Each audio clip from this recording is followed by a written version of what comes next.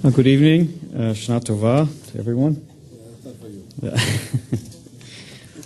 First, I'd like to thank INSS for hosting this conference, which highlights really a critical period, obviously for Israel in its history, a period which we are now marking the 40th anniversary of, and of course that includes the 40th anniversary of all those who fell defending the State of Israel. Yehi Zichram Baruch.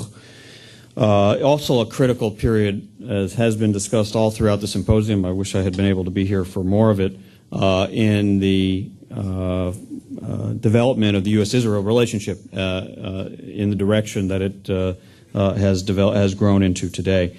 And not completely irrelevant, a critical period for me personally, having lived through the Yom Kippur War here as a young child with my parents here on sabbatical, and struggling with a family of Americans to understand everything that was going on while Israelis were fighting and dying for their country, but also at the same time forging a deep bond with Israel. That's stayed with me ever since, and is a big part of why I stand here today. Thank you to Brigadier General Udi Dekel, Deputy Director of INS Oded Iran, who organized the conference, and the extraordinarily distinguished colleagues, friends, mentors who are here, Ambassador Dan Kurtzer, Professor William Quant, Dr. Hal Saunders, Professor Itamar Rabinovich. Your collective work and analysis on behalf of peace in the Middle East is legion. I'm among your students who've read your books, heard your lectures, and hope to fill your big shoes. And obviously I want to thank all the other distinguished guests who are here tonight, from the government, from the diplomatic corps, from the private sector, and the media. Before I really address the substance of my remarks to lessons learned from the period of the Yom Kippur War for U.S. diplomacy in the Middle East, I think it would be appropriate to make just a few brief remarks about the situation in Syria. And Secretary of State Kerry is testifying as we speak in the House of Representatives. The President of the United States will address the nation from the Oval Office tonight, so nothing I say will preempt their remarks. But I just want to reiterate a couple of points. As President Obama says, the terrible August 21st attack with chemical weapons against a wide area in the Damascus suburbs, and that resulted in the deaths of over 1,400 people, including over 400 children. It was an attack that we know was carried out by the Syrian regime, and there must be a response to that attack. And it should be a response that deters Syria's ability to carry out any further such attacks and degrades its ability to carry out any further such attacks. As President Obama said, it's important that we as the international community ensure that the norm against the use of chemical weapons is maintained. Now, if we can do that without a military strike, that of course it would be anyone's preference. But of course, the credible threat of the use of force is also relevant to even the possibility of a diplomatic outcome, and it needs to be maintained. Targeted, limited strike, but one that the administration is engaged with Congress right now for a discussion on its authorization. There is still time in that process for further diplomatic discussions with the international community, with the Russians perhaps, to work to see if there is a way to resolve this. But in our judgment, it's no time to take the pressure off. Without putting a particular time frame on it, we will not permit any diplomatic initiative to result in stalling tactics. All civilized members of the international community, even many of Syria's few allies like Iran, agree that chemical weapons use against civilians are abhorrent. And it's important for us to understand that we have to make the choice that we're not going to live in a world in which dictators and other countries start believing that it's acceptable to use chemical weapons against civilians and against children. If we do, that would be a much more dangerous world for all of us, and it would have implications for the situation even far beyond Syria, including with respect to Iran. So I'll conclude my Syria remarks, but now continue with my remarks related to the subject of the conference. In the past few weeks, months, we've seen just extraordinary tumultuous change in the Middle East, and as we look ahead, I think I can identify with Henry Kissinger and something he said at a similarly busy time. Everybody has a Henry Kissinger impression. Mine is even worse than Itamar Rabinovich's, but I'll give it a try. There cannot be a crisis next week. My schedule is already full. I identify with that remark. And in that regard, I may not be able to stay all the way through the next panel, although I will stay as long as I can to get the guidance that our colleagues will offer. But what I'd like to do is take advantage of this kind of forum, which one of the real values is to look at the lessons of the past and that we can continue to learn from and apply in our current policies, and how to apply those lessons to the tough work of diplomacy now and in the future. And I'll highlight 5 lessons of the Yom Kippur War and its aftermath. As I say, many of them still very much with us today, 40 years later, and very much embedded as parts of our policy and our diplomatic efforts in the region. The first lesson is that Israel's security, and of course U.S. support for Israel's security, really has become a paramount interest, an issue of paramount importance to the United States national interest. Now, in 1973, as was earlier discussed, Israel felt quite secure, still feeling strong in the wake of the sweeping victories of the Six-Day War of 1967. But obviously what became tragically evident on Yom Kippur of 1973 was that Israel was not as secure as it felt. Not only was it not as secure as it felt, it lacked readiness to deal with some of the most pressing threats that it faces. And the first week of that war brought Israel to what seemed and may well have been an existential crisis with major Egyptian advances in the Sinai Peninsula, major Syrian advances in the Golan Heights, the loss of major Air Force assets, tanks, main battle tanks, and many, many personnel as well.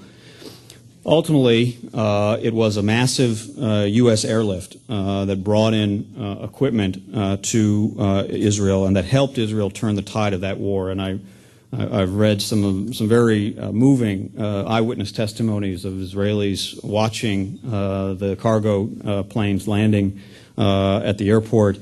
At their height, about 1 an hour, bringing some 55,000 tons of materiel, F-4 Phantom fighter jets, artillery rounds, ammunition, many, many other kinds, and that those resupply flights ultimately were a major part of what helped turn the tide of the war and certainly rescued Israel from that crisis. The true lesson, I think, of that is that Israel, and with U.S. support, needs to be proactive. Not reactive in ensuring its own security, and we as Israel's ally in ensuring Israel's security. Now, no doubt, if, God forbid, Israel ever again faced an existential military crisis, I have every confidence that the United States would act to ensure Israel's survival. The 1973 airlift wasn't a clean getting there, but in the end the right thing was done. I think we wouldn't have any significant difficulty getting strong support for an emergency operation in such a crisis. But what's far better, and what I think we do far better as allies now, is work to prevent such scenarios and to deter such threats.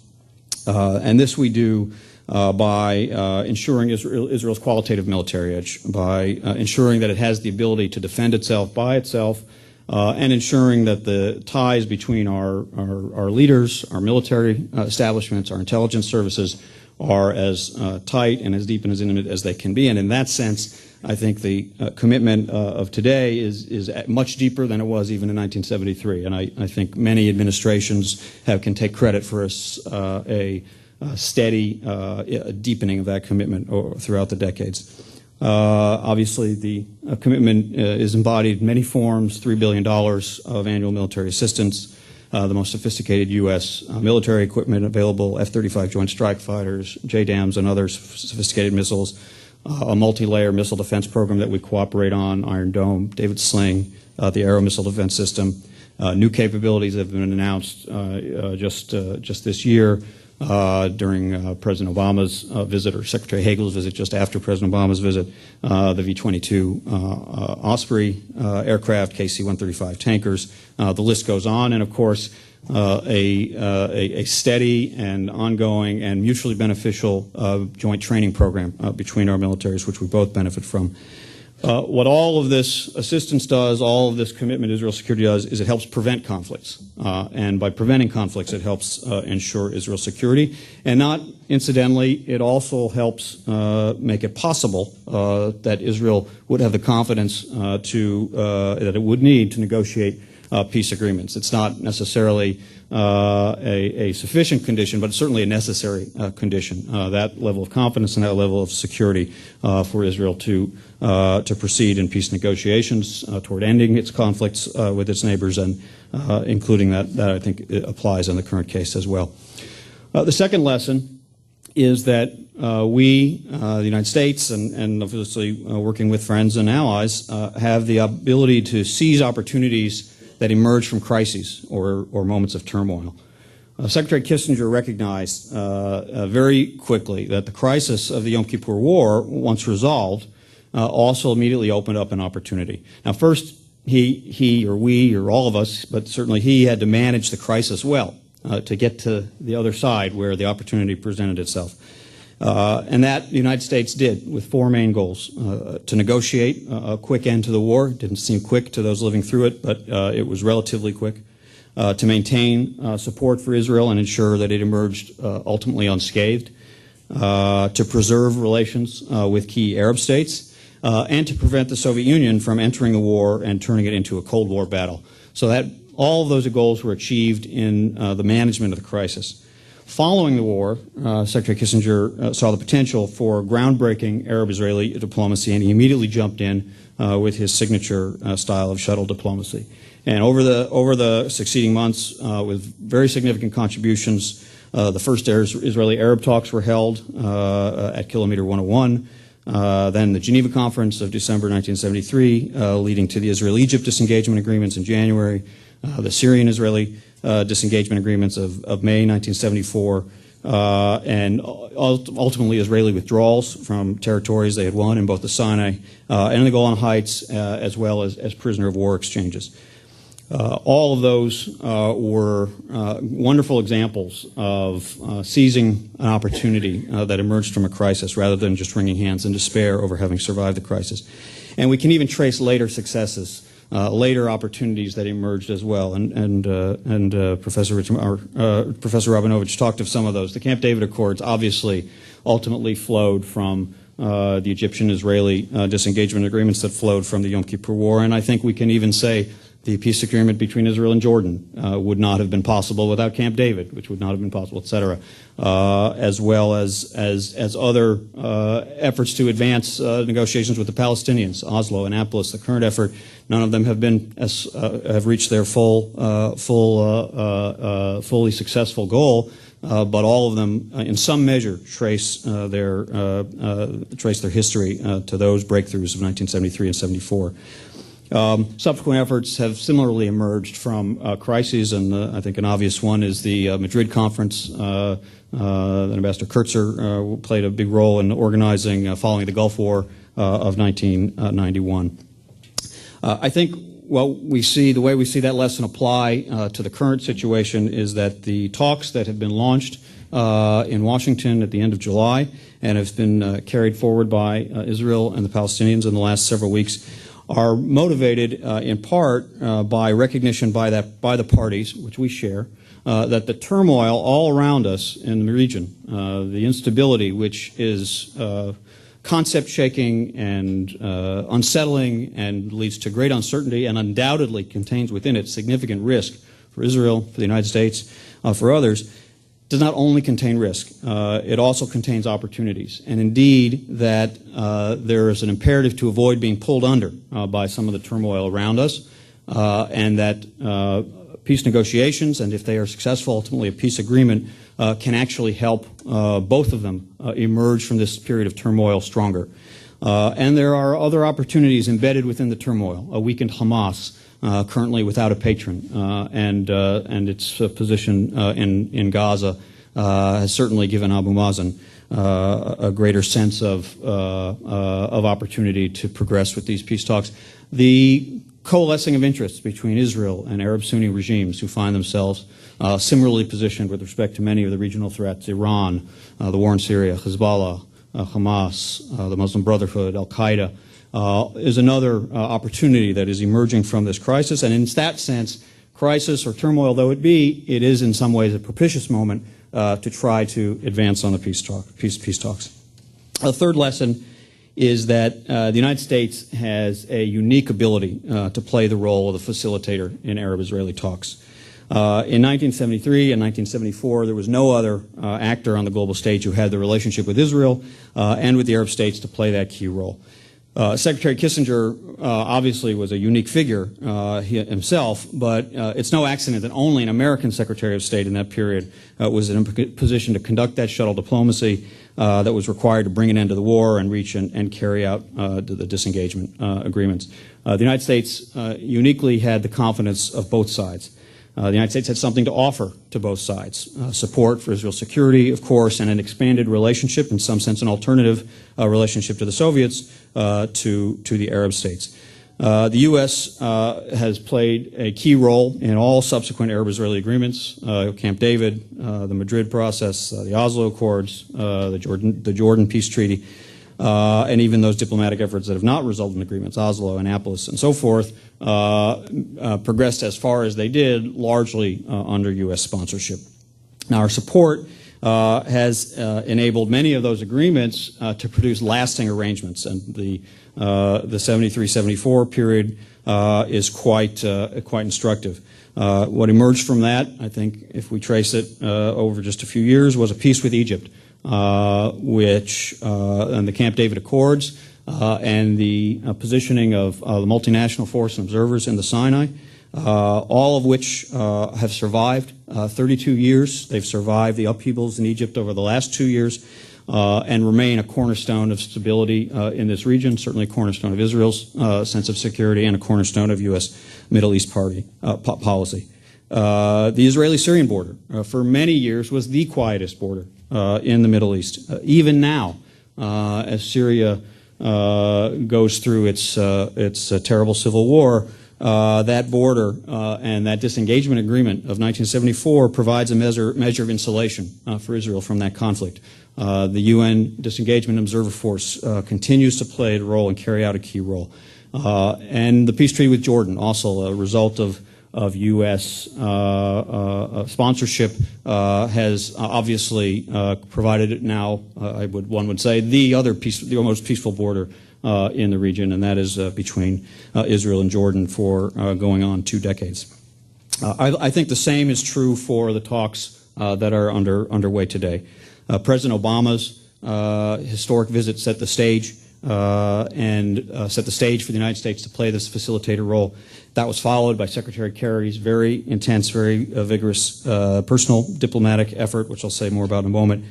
In this sense, the U.S. is the one party that everybody turns to, even in a crisis, even when we're criticized, as many have criticized the United States in response to various events in the region. The first question the critics ask is, what's the United States going to do about it?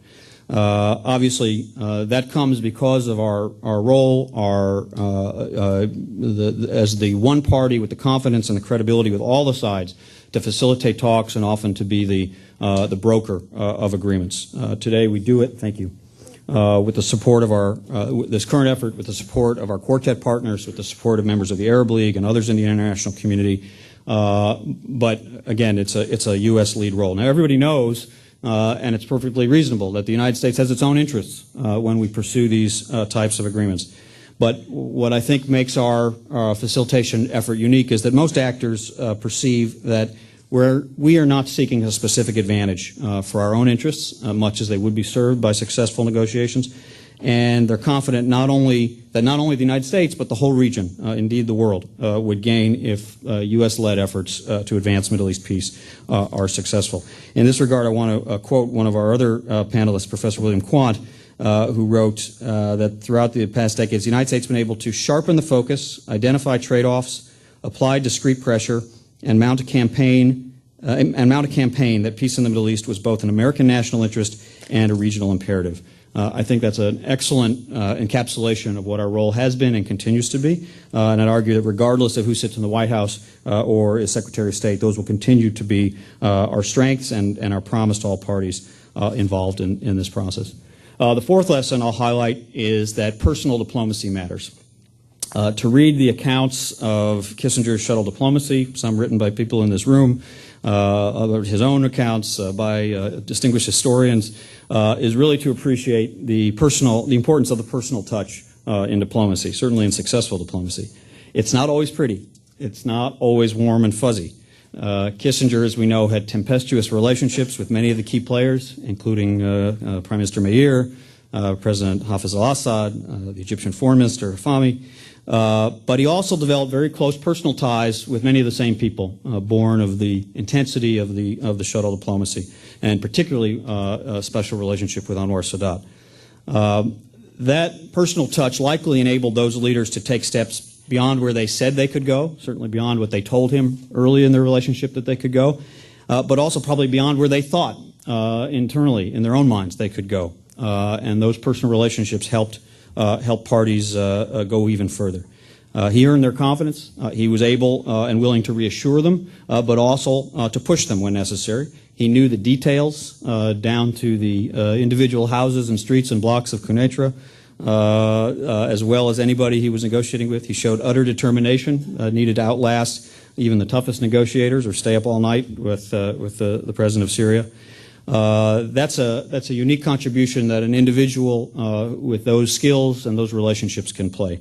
Others have followed this recipe to varying degrees of success. President Carter at Camp David, Secretary Baker leading into the Madrid conference, President Clinton throughout his presidency and trying to advance the Oslo Accords, and Secretary Rice in the effort to produce and sustain the Annapolis negotiations.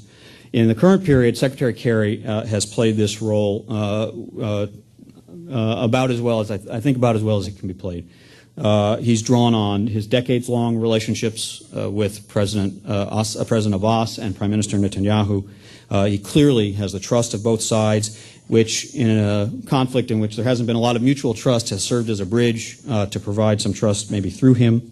He's demonstrated a personal commitment. He's clearly demonstrated relentless determination out of a commitment to the parties and their interests, but also out of belief that this serves the United States' interest. And the result was a breakthrough to return the parties to direct negotiations after a number of years hiatus, confounding many skeptics, including many skeptics even within our own government, and that have now produced an opportunity. Certainly the tough decisions remain ahead of us, but an opportunity of 9 months of sustained talks. In the first weeks they have been sustained, they have been serious.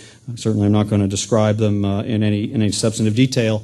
But we believe that they give a chance for parties now to grapple with all the core issues and make the very tough decisions that would ultimately be required to achieve a peace agreement and a two-state solution. The fifth lesson I'll highlight briefly and then conclude are that for all of the key elements the United States bring to the table, for all of the advantages and characteristics that our diplomacy has, ultimately the parties make the key decisions. We do not make them. We recognize the importance of our role, but we also recognize the limits of our role. Kissinger played an extraordinary role in 1973 and 1974. I would say it would not have happened without him. But it also needed leaders like Sadat, willing to view the short-lived gains of Egypt during the 73 war as a pathway to breaking the taboo on talks with Israel. Leaders like Golda Meir, who was willing to withdraw from territory that was seized, repelling enemy attacks, and also willing to spare the Third Army when it was under siege. And even leaders like Hafez al-Assad, who was able to find a face-saving formula and lock in arrangements that produced a quiet border for decades. That's been true in all subsequent U.S. efforts, that we may play a critical, even indispensable role in helping parties in negotiations reach agreement. We can help shape choices, we can help shape incentives, but ultimately the parties make the key decisions. That's still true today in the current effort. Prime Minister Netanyahu and President Abbas are both leaders who have recognized their own interest and their own party's interest in getting direct negotiations underway. Both have taken difficult decisions, painful decisions, decisions for which they've received harsh political criticism internally in order to get those negotiations launched. We give them great credit for that. They deserve it. Now, the toughest decisions still await them on all the core issues, but they've already, by taking those first set of hard decisions, shown an investment in the effort, which encourages us to redouble our own investment in the effort. I'll just close by saying that the lessons we've drawn and how we try to apply them to the current peace negotiations, the current diplomatic effort, is motivated by a sense that a peace agreement between Israel and the Palestinians is, while it's not a silver bullet to remedy all of Israel's security challenges or solve every regional problem by any means, a realistic agreement reached through the kind of direct negotiations that are ongoing will fundamentally improve Israel's strategic picture by securing the Zionist dream of a democratic state with a stable Jewish majority. It will enhance Israel's international standing and enable the strengthening of many of its relationships. It can open the door to new relations with Arab states and their publics who now have a greater say in the governance of their countries and their foreign policies than ever before. It clearly is the path to achieving legitimate aspirations of the Palestinian people for self-determination and an independent state of their own. In all of those regards, we believe that it strongly serves the United States' interest to pursue it. President Obama said, and I think this is the ultimate lesson, that peace is the only true path to security. And that's one other lesson I think we draw from the past. I wish everybody Shana Tova U'Metuka.